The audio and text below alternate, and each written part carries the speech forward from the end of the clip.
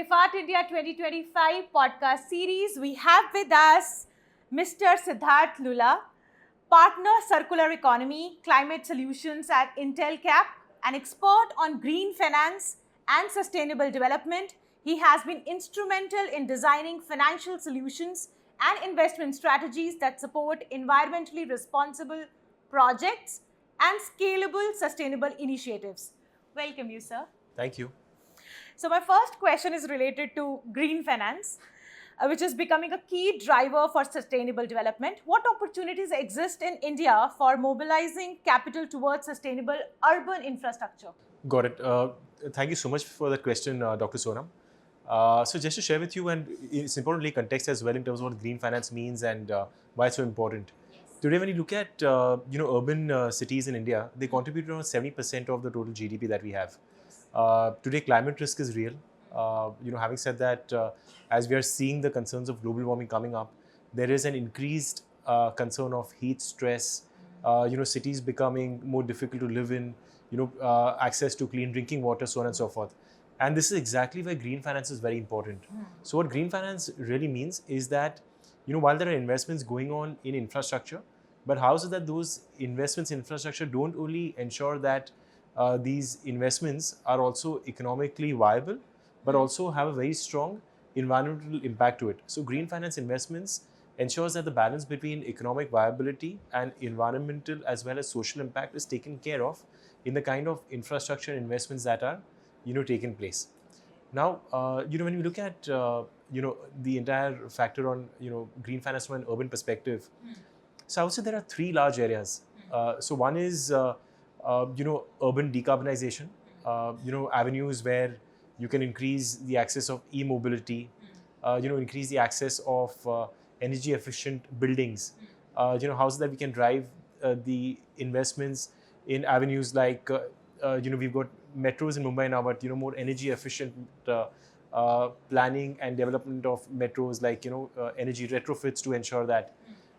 So these are some of the key areas, and ensuring that there are investments going towards green buildings, so on and so forth. The other thing is waste and water circularity. That again is very important. The water is one of the key resources, and as we know that it is also a depleting resource at a very fast rate. Ensuring that there are investments going for proper community-led effluent treatment processes.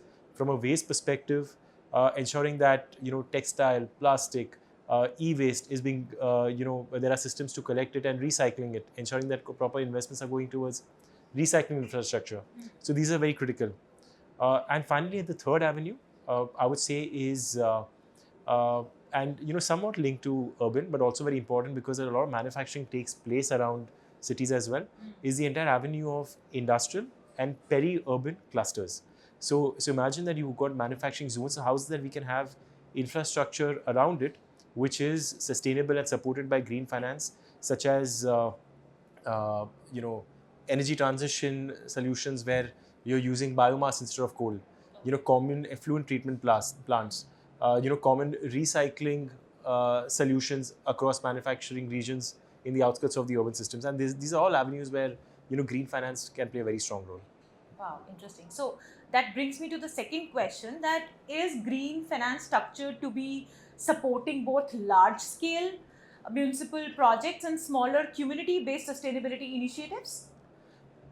That's again a very wonderful question. So the thing is that green finance can play a role across the entire gamut. And there are different forms of green finance instruments or mechanisms that can play a role across these different avenues.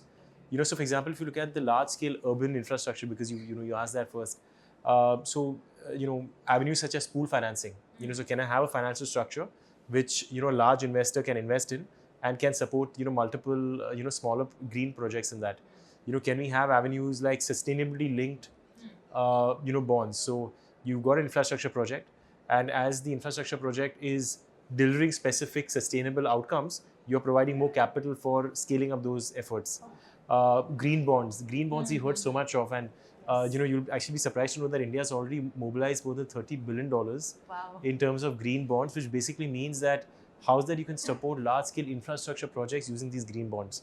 So these are large scale projects, and what we also need to understand is that sustainable programs or projects which require green financing can be 500 crore plus, which would be a common effluent treatment plants, or they can be even up to 5 crores, which are smaller retrofits, community based initiatives. So there again different instruments come in. So you can have blended finance instruments where philanthropic funding, or funding from CSR can come in to test solutions and models out, and then you can have private players who can invest in it once these solutions have been established.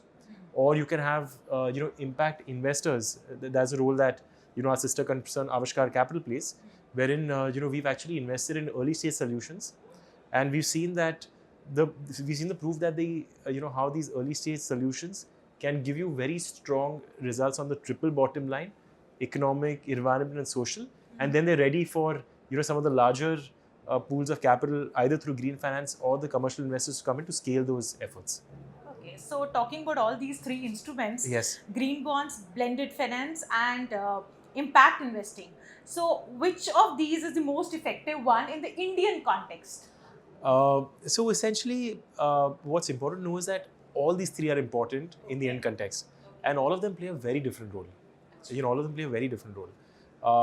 So when you have early stage solutions, I was having a round over here at IFAT, and I saw some early stage innovations, and I saw some solutions which are more advanced. So for example, for these early stage solutions, you'll require grants, you'll require some subsidies to test them out. You'll require impact investors to come in and play a role in terms of helping them, test their business model and then eventually scale up. So that is where there's that kind of pool of green finance that can come in. When a solution has been tested and established, you require some amount of growth capital.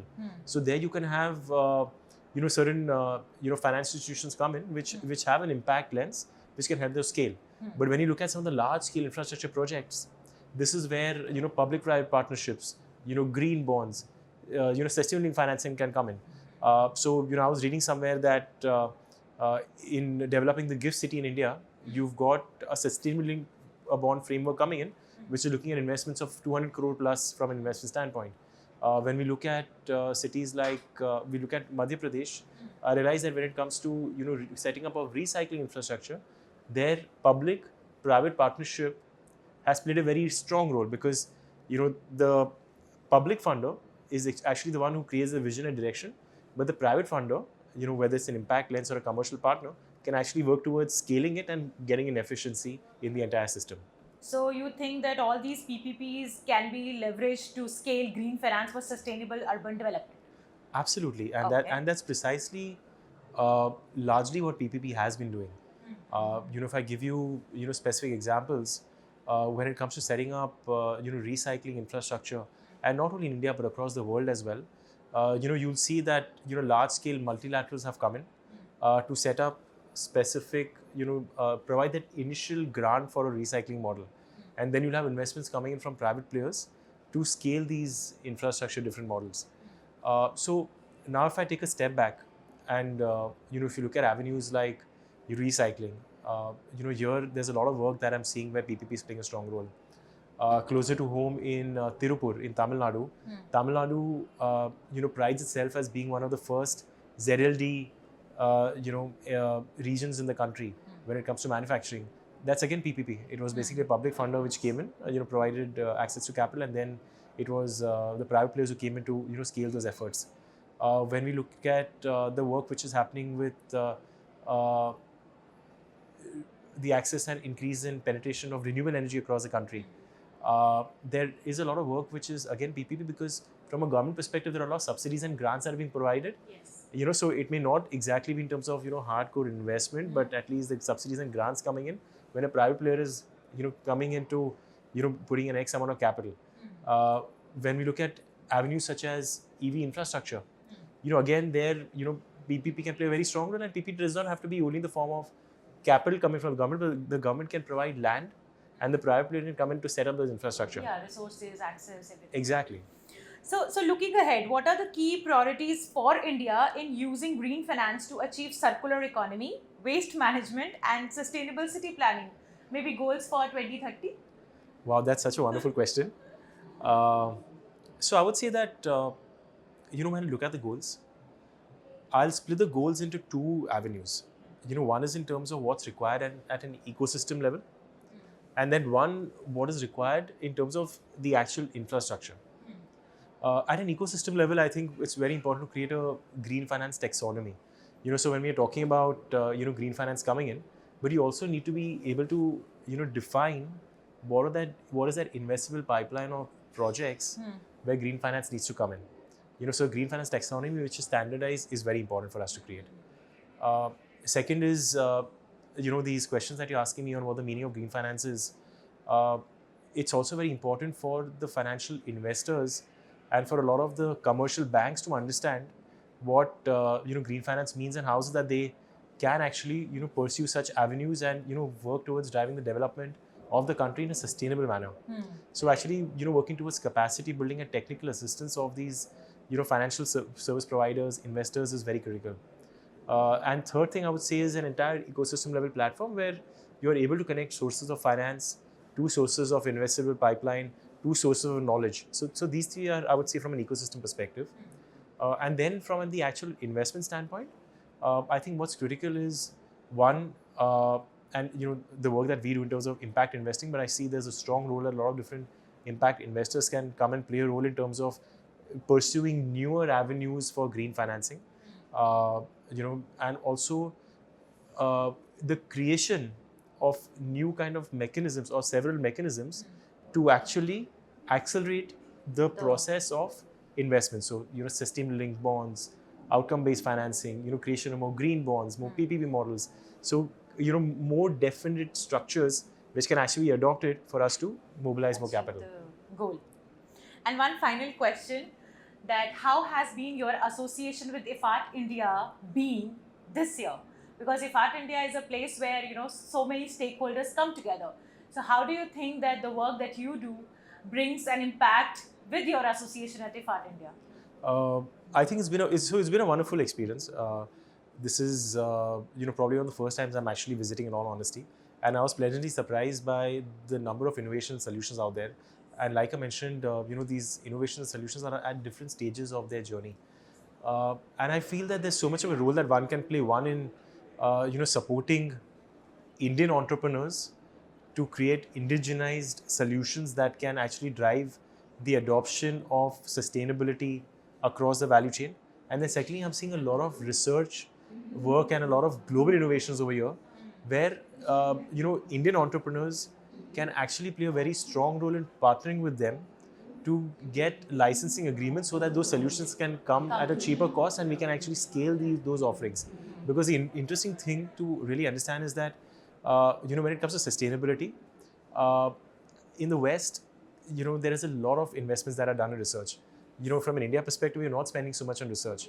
One would say that we need to spend a lot of research. I would say that, why do we when somebody's already doing it? Yes. Why can't we use that research and leverage that to our advantage? And I think this is where the role of an ecosystem can really play, because today over here in IFAT, you've got, technology partners, you've got investors, you've got, corporates and brands coming, you've got, wonderful people from the media like you who are actually spreading the word.